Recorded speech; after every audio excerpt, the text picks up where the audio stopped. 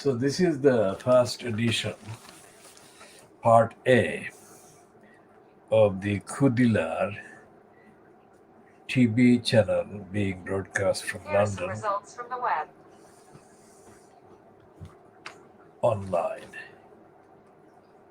And the first part, of course, is going to be about the items in the news in the last 24 hours. News in the sense of the coverage in the Fleet Street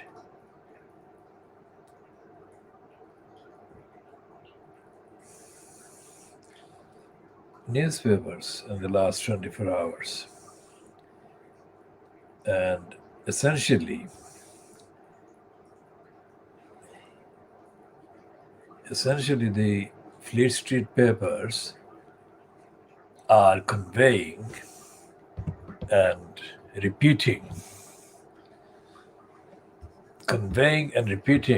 the untruth that suits the government, so-called, and the party currently fronted by Boris Johnson.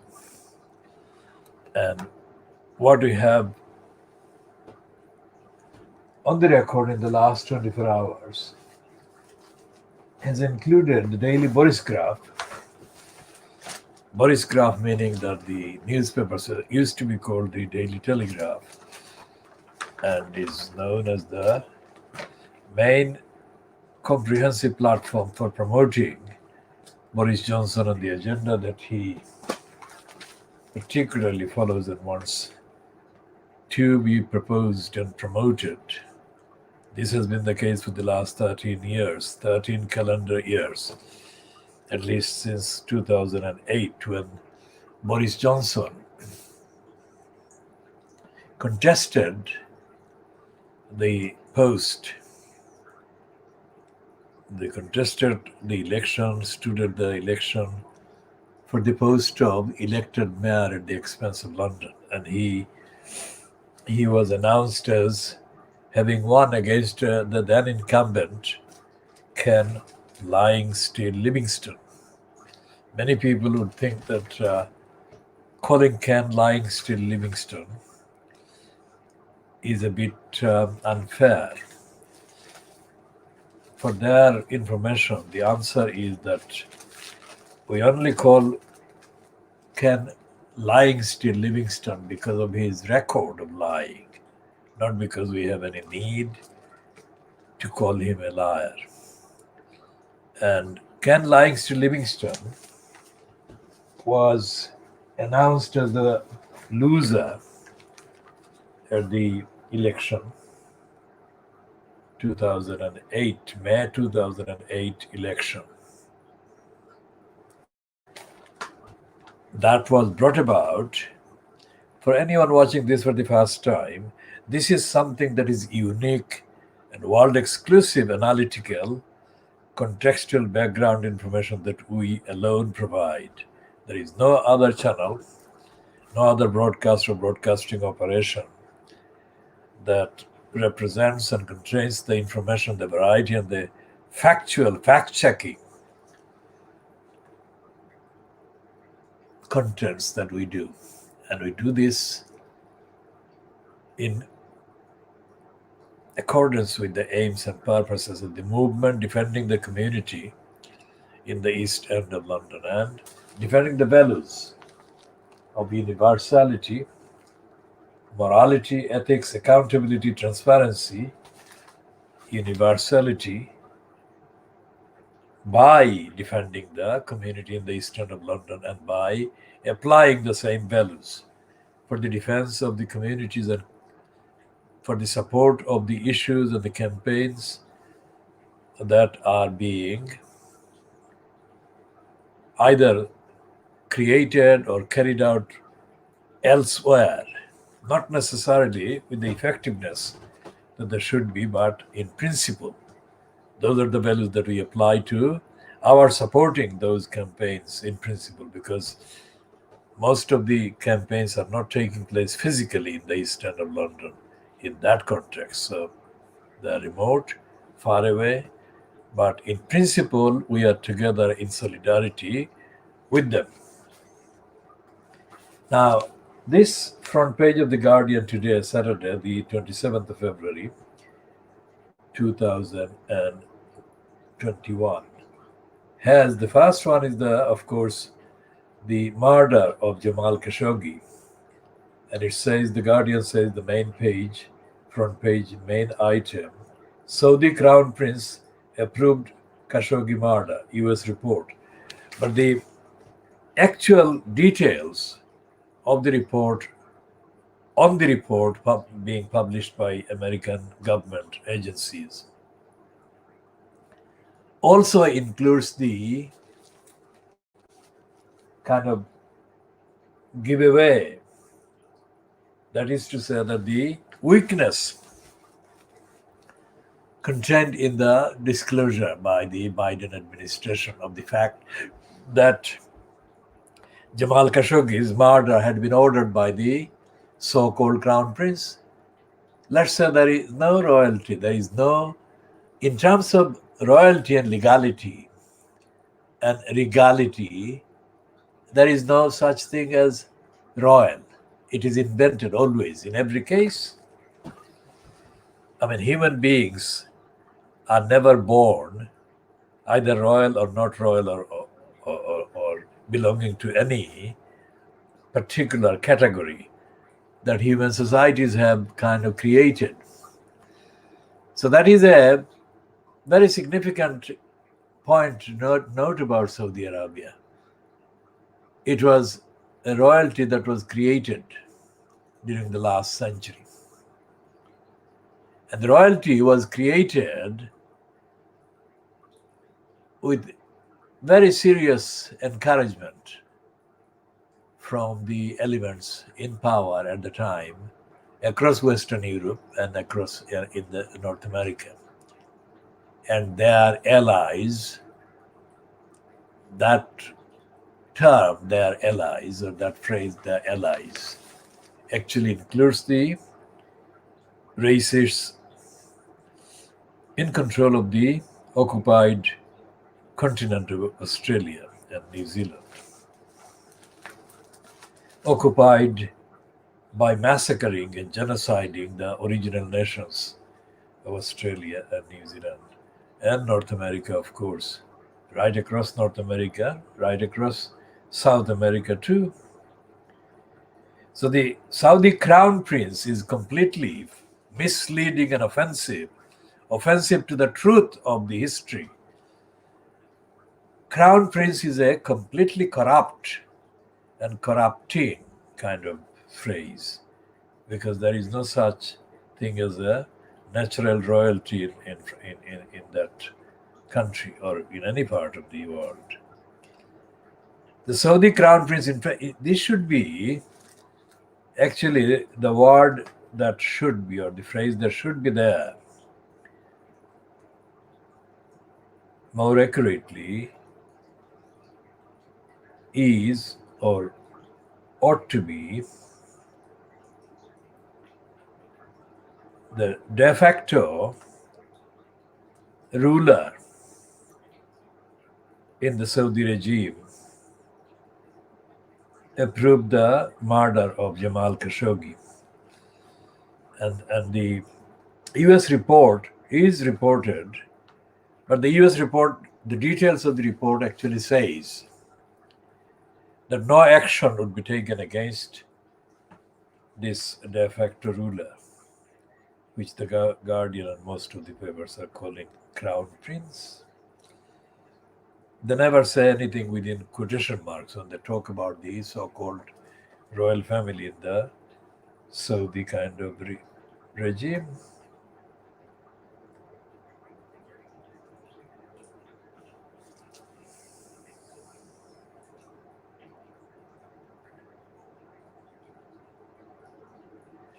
And so altogether, in terms of content in the on the front page of The Guardian today, Saturday, the 27th of February 2021.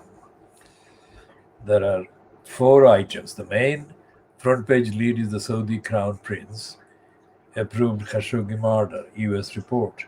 But this is a watered down kind of version of the truth, obviously. But this version of the truth is much better than the version of the lies that prevailed in association with the incumbent in the White House until the election. Because Donald Trump actually knew and he hid and he covered up the truth. But this is just a symptom of the disease of lying by the Western kind of backers of the Saudi regime. And all the records, all the evidence of the various representative incidents and events are available, accessible to people to consult. So the details need not be repeated here, except to say that they won't be taking any action against the murderer or the murderers and the regime. So that gives the game away, which is that they are belatedly acknowledging, publicly acknowledging the facts behind the or involved in the murder of Jamal Khashoggi. But they're also saying that that murder is excused. But a guess as to why that murder is excused. Because there are billions, trillions of money at stake. The Saudi so-called royalty, I mean, that recognition, that peddling of the level of royalty in Saudi Arabia has been very crucial. Because the customers and the punters of the looting that is available, has been available for decades. The punters are given priority in terms of social status because they're Western and they're not African or Asian. They're given status of superior kind of status. So what they say, what they approve, like the murder of the journalist Khashoggi and the political critic of the Saudi regime, Jamal Khashoggi, the regime needs the recognition, continuing recognition and approval by the West, by the Americans, by the British, UK, by the French, the Germans, and others that do business. By creating a market, creating a need for war, creating an excuse and pretext for saying that mass murder and weapons are needed for security of Saudi Arabia. That is absolute rubbish. But that rubbish, that pack of lies has been perpetuated for decades.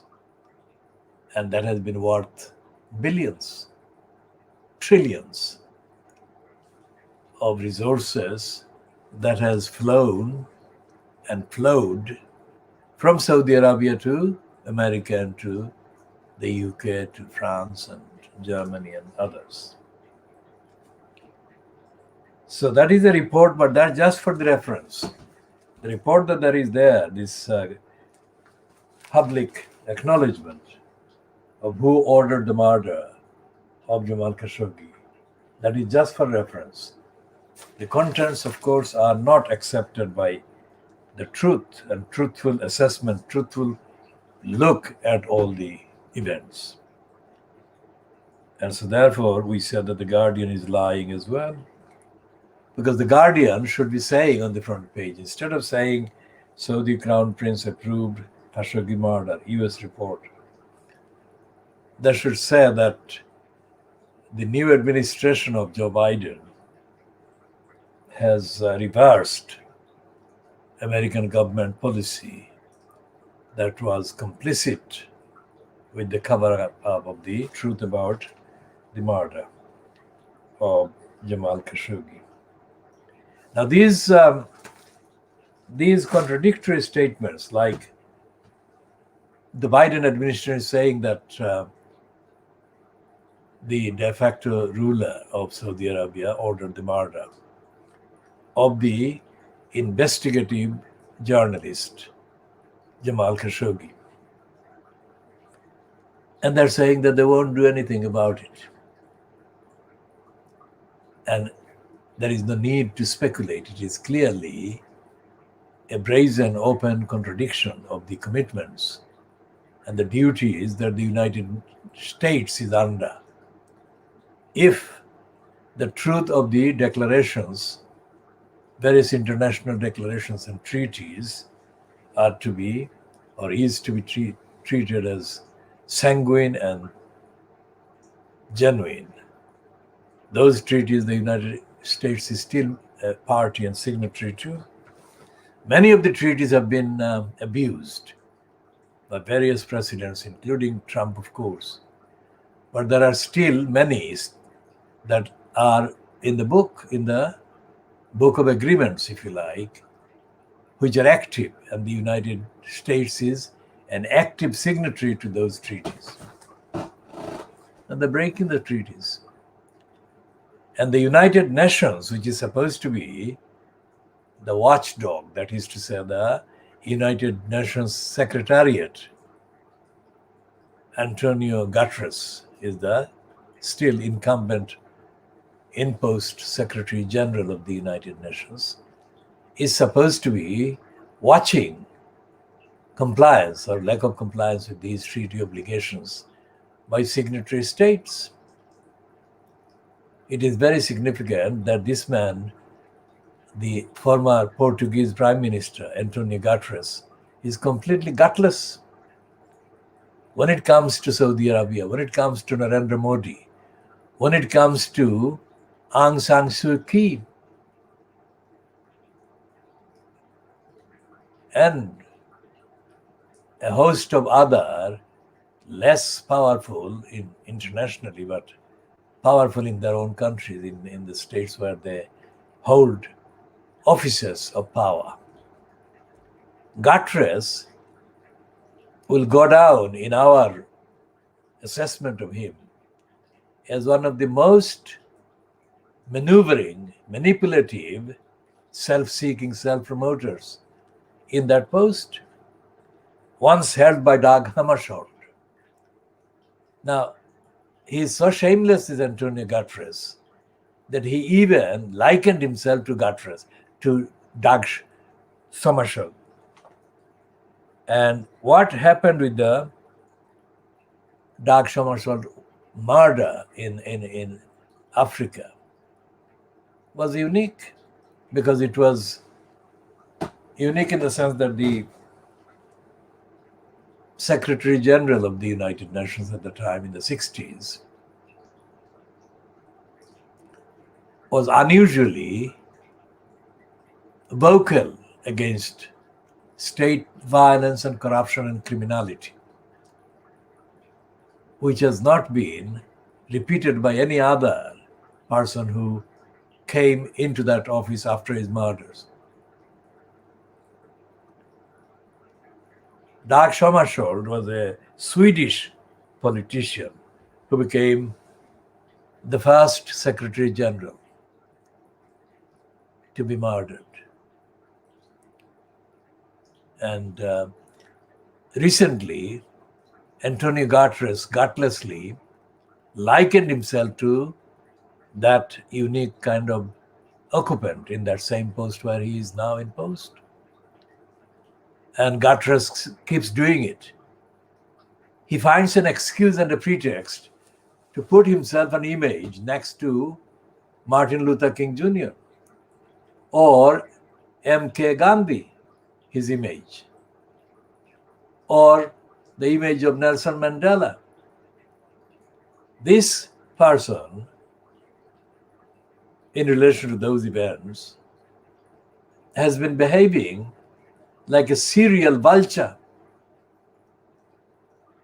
He revisits the site of the personnel that were persecuted during their lives and then murdered or violated, and then expropriates, misuses their sacrifices and their dedications and their contributions to enhance his, that is, Antonio Guterres' image. It's the most pathetic, shameless, brazen, and immoral behavior. Because he is leaving aside the biggest abusers of the day, that is to say, of the member states of the United Nations currently. Saudi Arabia, Russia, China, India, member states we are talking about, not the people subjugated under the member states' regimes concerned, and others. He just ignores them. And what he does, he's kind of presides over serial pathetic propaganda posts on the platforms operated by the United Nations bureaucracy. For example, he has been overdoing the facetious, the superficial, the untruthful kind of aspects of the United Nations appeals over the COVID-19 and how to deal with it. But he stays very clear of all the allegations that have been made against various states, and including the allegations and claims made about the origins of the COVID-19. He doesn't say anything. So he's there, his face is there, Antonio Guterres. His image is there, sitting there and being filmed by the United Nations networks and platforms. But he doesn't say anything serious about the very serious violations of the United Nations charters and aims and purposes by the bigger perpetrators of crimes. Crimes against humanity, crimes against the mandates of the United Nations, many mandates, including the mandates that were supposedly to protect the human rights of people like the Palestinians. He doesn't do that.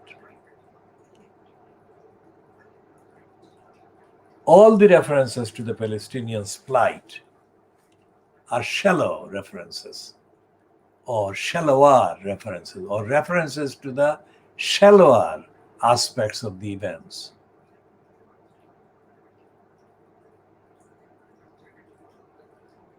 I mean, it is remarkable that we noticed in the last few hours.